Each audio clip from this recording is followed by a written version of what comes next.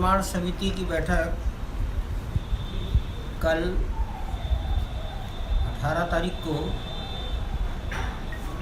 प्रातःकाल 9:30 बजे से सायंकाल 5 बजे तक चलेगी। लार्सन टुब्रो, टाटा, इन दोनों संस्थाओं के सब वरिष्ठ इंजीनियर्स और आर्किटेक्ट सोमपुरा उपस्थित थे। ट्रस्ट भी उपस्थित रहा। बहुत माइन्यूट चीज़ों पर चर्चा हुई और टाइम प्लान बनाने की चेष्टा की गई, क्योंकि हमने विचार किया है कि दिसंबर 2023 तक गर्भगृह में भगवान को स्थापित करना है, प्रतिष्ठित करना है। रिटर्निंग वॉल, परकोटा, इन सब पर विचार हुआ है। और अन्य कौन कौन से मंदिर बने, इसकी चर्चा आज ट्रस्ट की मीटिंग में हुई। आज अभी 3 बजे 19 तारीख को ट्रस्ट की बैठक थी। इसमें केवल ट्रस्टी रहते हैं। 10 ट्रस्टी फिजिकली मौजूद थे, 4 ट्रस्टी ऑनलाइन मौजूद थे। पूज्य नृत्यगोपाल दास जी का स्वास्थ्य ठीक नहीं था, तो इस प्रकार 15 में से 14 ट्रस्टी उपस्थित थे। एक विचार ये आया है कि परिसर में रामलला के मंदिर के साथ साथ महर्षि वाल्मीकि का एक मंदिर बनना चाहिए, माता शबरी का मंदिर बनना चाहिए, निषादराज का मंदिर बनना चाहिए, जटायु का मंदिर बनना चाहिए, माता जानकी का मंदिर बनना चाहिए, गणपति का मंदिर बनना चाहिए। इन बातों पर आज काफ़ी चर्चा हुई है और लोगों ने सैद्धांतिक रूप से इसको स्वीकार किया है। कहाँ बने, कैसा बने, इसकी चर्चा आगे चलेगी।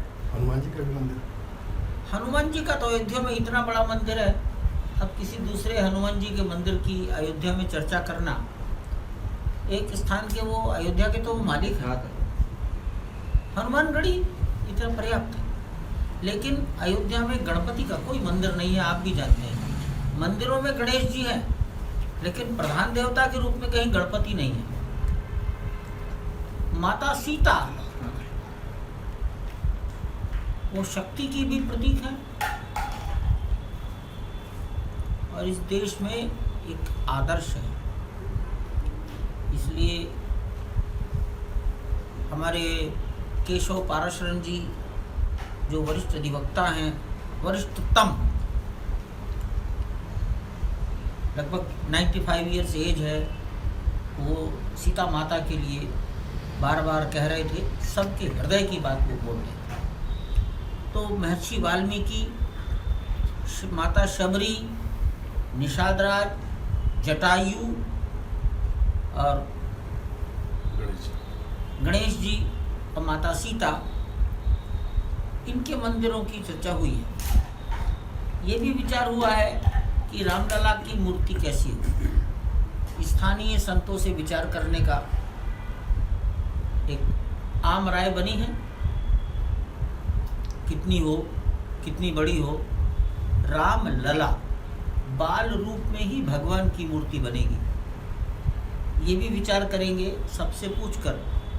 यदि पत्थर हो तो सफ़ेद रंग का हो, काले रंग का हो, या मुक्तिनाथ का ग्रे कलर का शालिग्राम, ये भी आज एक चर्चा का विषय था।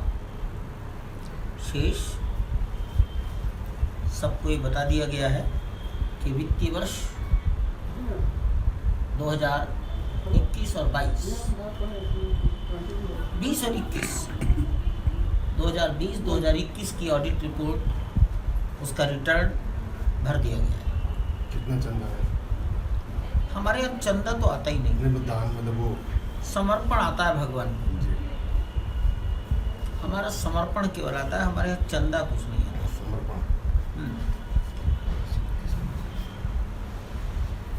समर्पण आता है, तो ये सब अकाउंट्स की चीज़ें हैं। इसको अभी कोई आवश्यक नहीं, ऑडिट रिपोर्ट है, गवर्नमेंट को जाए। अच्छा सर, ये एक सवाल और था इसी के साथ, जो आपने कहा कि मूर्तियाँ संतों से तय होंगी, तो जो ये मूर्तियाँ हैं यहाँ पे, इन मूर्तियों का फिर क्या होगा? आपकी जानकारी के लिए देश जानता है, मंदिरों का संचालन करने वाले सभी लोग जानते हैं। एक मंदिर में प्राण प्रतिष्ठित मूर्ति होती है, वो अचल मूर्ति होती है, वो स्थिर रहती है, वो हटाया नहीं जा सकता, वो आकृति में बड़ी भी रहती है। दूसरी प्रतिमाएं चल प्रतिमा होती है, उन्हें उत्सव मूर्ति भी कह सकते हैं।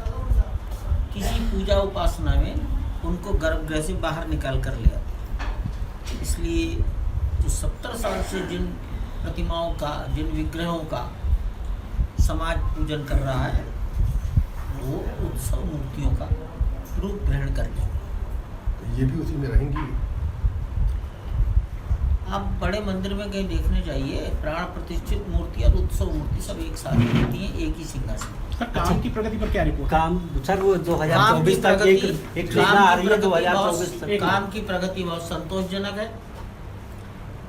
राजस्थान के भरतपुर जिले से पत्थर आने की जो कुछ कानूनी बाधाएं थीं, वो भारत सरकार और राजस्थान सरकार ने बहुत ही शालीनता के साथ उन बाधाओं को दूर कर दिया है।